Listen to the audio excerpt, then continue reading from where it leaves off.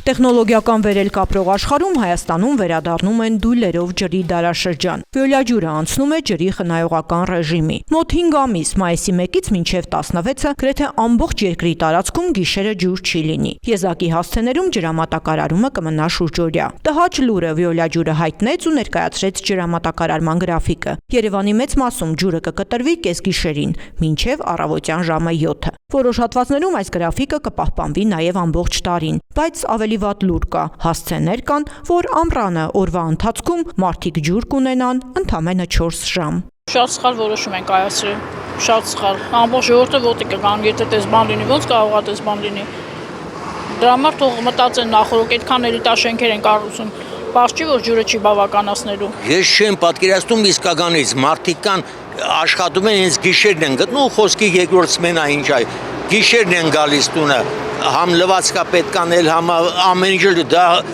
դրա դեմ պետք անպայման դեմը առնել է պետք, որտեվ դա իսկականից հնարավոր բան չի։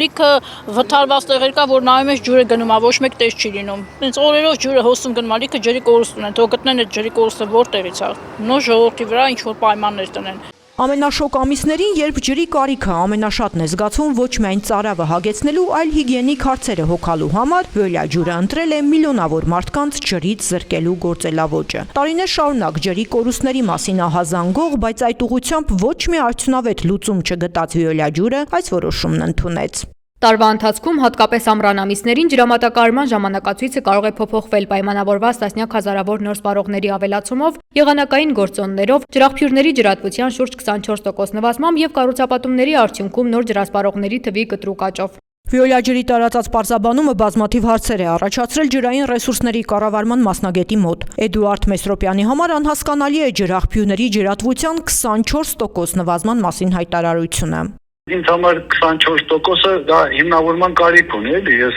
կարող է եւ իրոք պակասում, կարող է եւ չի պակասում, ես չեմ կարող ասել։ Դա պետք է հիմնավորվի։ Վիոլա ջուրը պարզաբանել է, թե գիշերային ջրանջատումը կօգնի ջուր կուտակել ցերեկվա համար։ Մասնագետը հակադարձում է, եթե ցանցը մաշված է, ջուրը կորչելու է եւ գիշերը, եւ ցերեկը։ Բայց ցերեկային ժամերի կորուստները ոնց են նրանք կանխելու։ Եթե գիշերային ժամերի կորուստների հաշվին են ուզում բնակչության ջուր չտան։ Ջրամատակարարման սահմանափակումները ջրային ռեսուրսների սխալ կառավարման հետևանք է համարում երկրաբան Մարատ Գրիգորյանը։ Նրա խոսքով խնդիրը ոչ թե ջրային պաշարների պակասն է, այլ ենթակառուցվածքների մաշվածությունը, հսկայական կորուստներն ու ներդրված միջոցների անարդյունավետ օգտագործումը։ Այն ջրաքանակը, որը մտնում է Երևան օրինակով միացու, Երևան քաղաք, դրա նույնիսկ մեծ մասը կորուստների արժանքը, որը չի հասնում բնակչությանը։ Այդ դա պետք է հիմնավորեն։ Ինչ են արել այդ կորուստները դեմ առնելու համար։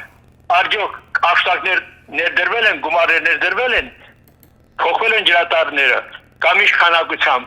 թե միայն շահույթի հետև են չնկած մտածեն գեր շահույթ ապահովելու։ Այն որոնք խմելու ջուրը չի հասնում բնակչությանը, ոչ թե եղած պաշարների պակասն է,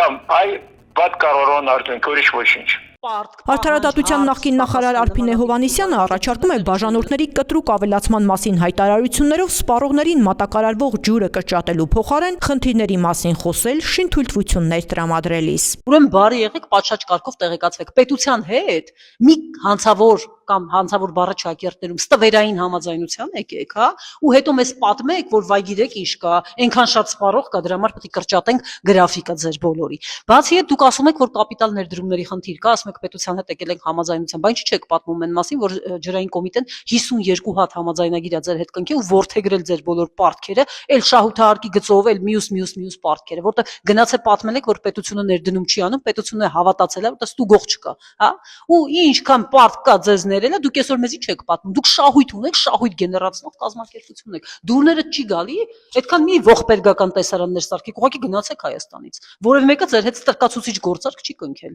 Ջրառատ Հայաստանում Վիոլա ջուրը փաստացի սպառողին կանգնեցրել է ջուր հավաքելու խնդրի առաջ։ Թույլ հիմնավորումներով ու սեփական շահույթը մարդկանց տարրական կարիքներից վեր տասելու անթույլատրելի մոտեցմամբ։